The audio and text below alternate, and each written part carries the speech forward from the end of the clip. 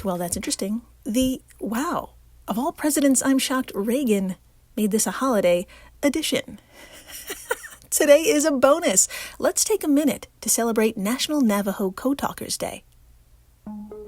My friends, would you look at the date? If you're listening to this on the day of its glorious release and you're in the United States, then I want to wish all of my fellow Americans a belated Happy National Navajo Code Talkers Day, which was officially this past Sunday on the 16th.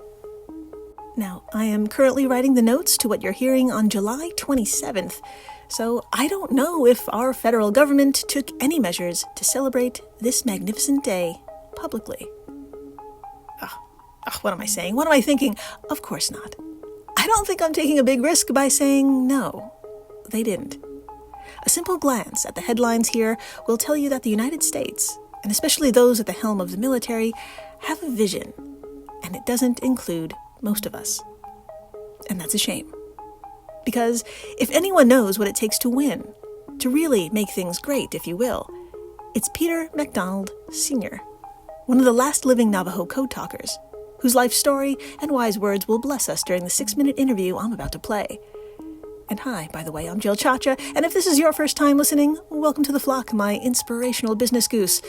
A full episode will be dropping next week, but right now, for this week, we're going to have ourselves a quick introduction to the code talkers before hearing a code talker talk about his experience, with a much-needed message at the end.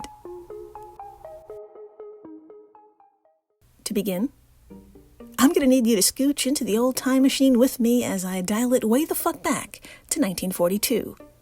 A year into the United States' participation of World War II, and it wasn't looking great. It was a perilous and relatively dark period of heavy defeats, strategic retreats, and high vulnerability. Japan swept through the Pacific, capturing the Philippines, Guam, and Wake Island, for example. German U-boats devastated Allied shipping right off the American East Coast, sinking hundreds of ships, causing a massive loss of cargo and fuel. In the West, Europe was being slowly consumed by a fascist madman, and from the East, a physical threat was encroaching, leaving the United States feeling squeezed at either ocean. Time was of the essence, which again, wasn't great.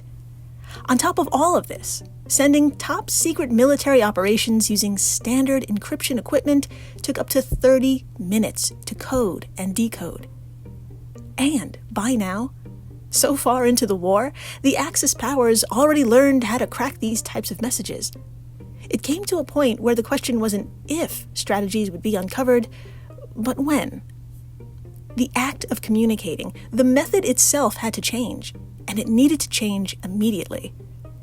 As great minds grappled with possible solutions, including prototypes for brand new cipher machines, World War I veteran Philip Johnston proposed a nearly unthinkable option.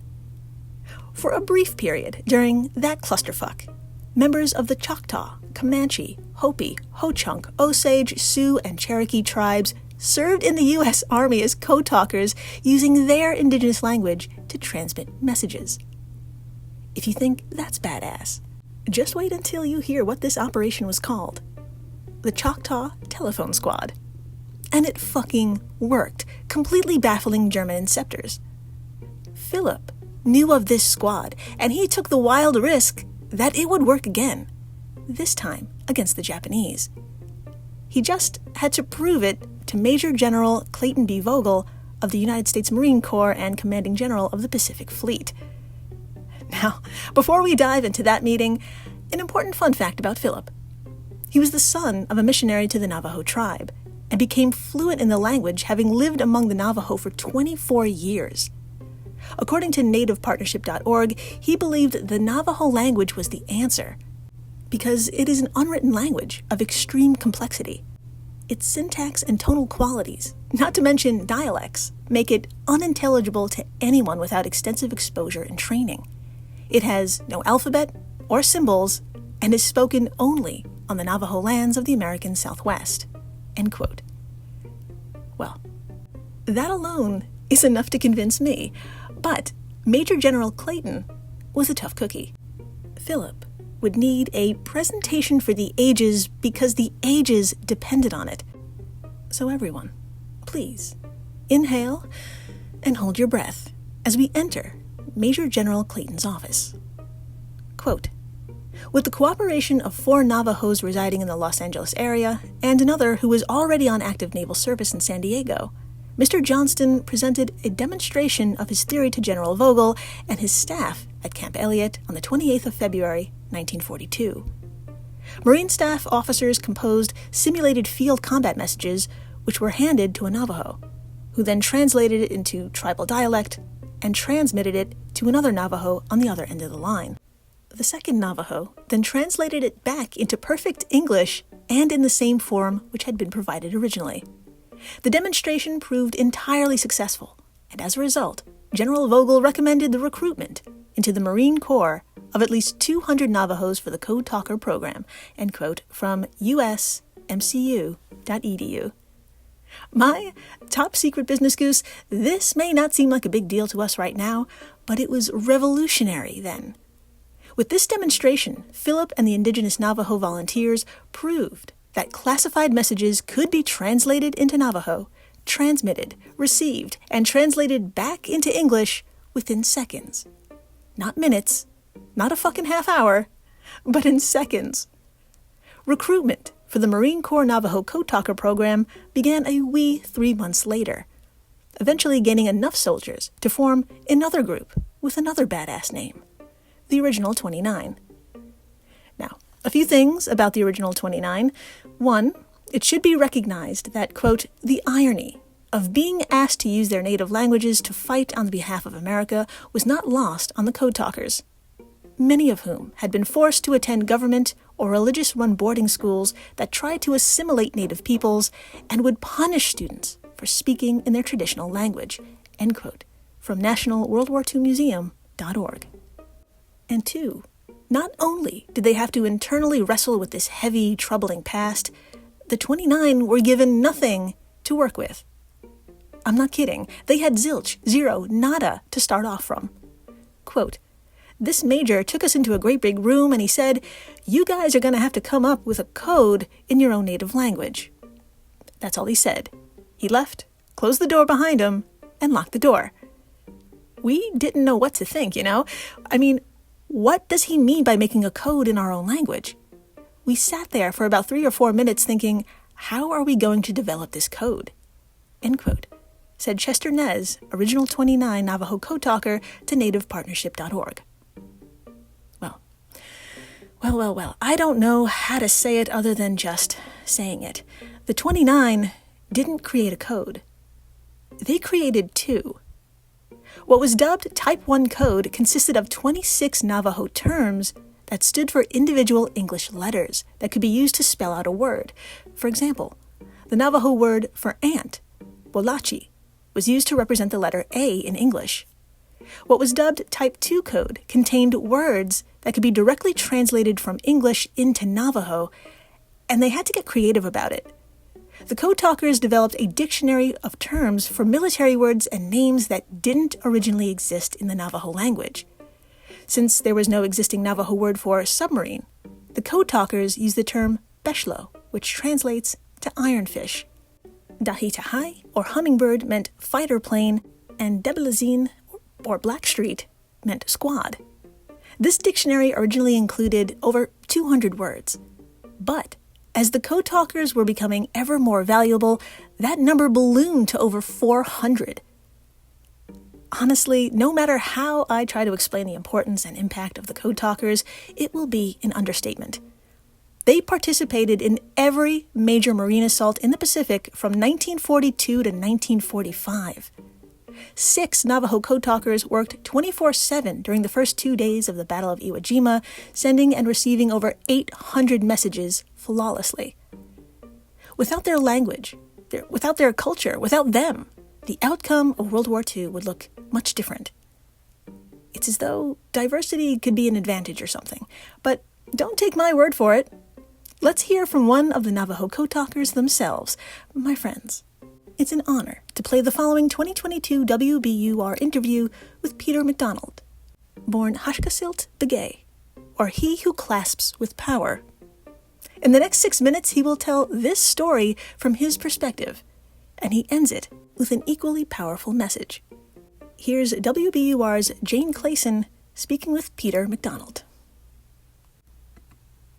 This year marks the 80th anniversary of the formation of the Navajo Code Talkers, over 400 young men from the Navajo Nation who enlisted in the Marines during World War II. They developed a code using the Navajo language that was used for top-secret messages in the Pacific Theater. Recently, I got a chance to experience some of that history by talking with one of its participants. Peter McDonald Sr. is one of 3 code talkers still living. He's 94 years old and the chairman of the National Code Talkers Museum, which broke ground in San Benito, New Mexico in August. McDonald lied to join the Marines. He was just 15, though he told recruiters he was 17, the minimum age to join. I asked him why he wanted to serve. I like the uniform, number one. Number two, because of all the stories that our grandparents have told us about the wars that they went through with the United States government and other tribes. They took most of our land, everything we had, and I don't want that story to ever be repeated again on Navajo. So I want to go out there and fight and keep those enemies away from the United States of America, away from the 4 sacred mountains that belong to the Navajo Nation. It was World War I veteran Philip Johnson who first proposed the idea to use the Navajo language to create an uncrackable code. He had lived on the Navajo Nation and had seen that their language was unwritten and unknown to the general public, unknown even to other tribes. But the idea of using the Navajo language as a code was met with a lot of skepticism. No one really could believe that something like this could be developed, number one. Number two, that it could become a weapon that could be used in the Pacific War. Well, the first 29 young Navajos developed 260 code words. Half of them were sent overseas to join the 1st Marine Division on the island of Guadalcanal to test the code to see if the memory of these Navajo code talkers is there, because they told us everything you've developed here must be subject to memory only. August of 1942, General Vandergrift, commander of the 1st Marine Division that just landed on Guadalcanal, sent word back to the commandant of the United States Marine Corps saying, "This Navajo code is terrific. The enemy never understood it," he said. "We don't understand it either, but it works. Send us some more Navajos." More than 400 Navajos served as code talkers. Their code was used in battles throughout the war, and the Japanese military was determined to break it. They actually captured a Navajo in the Philippines, but he was in the army.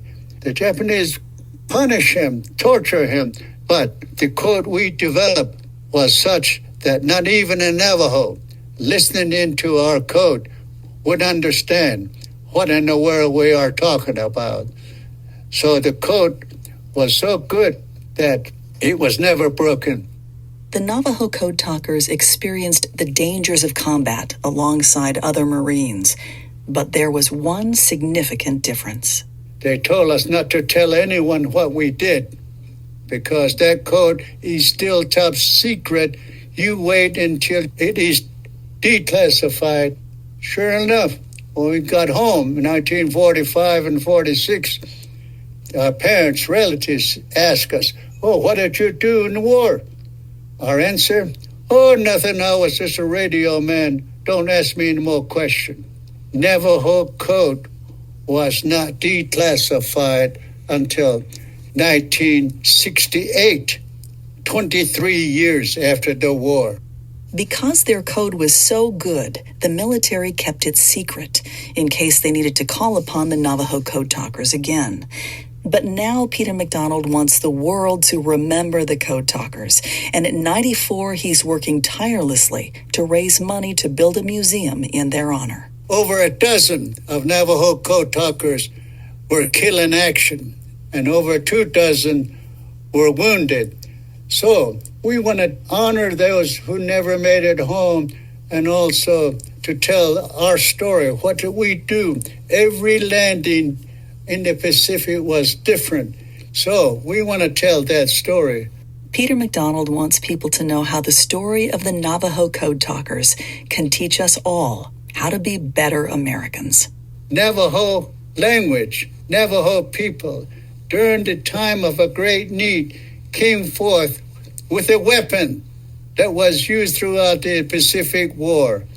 We need to understand how to use our diversity to preserve all these good things that we have established here in America, our freedom, our liberty, and also the peace that we all enjoy.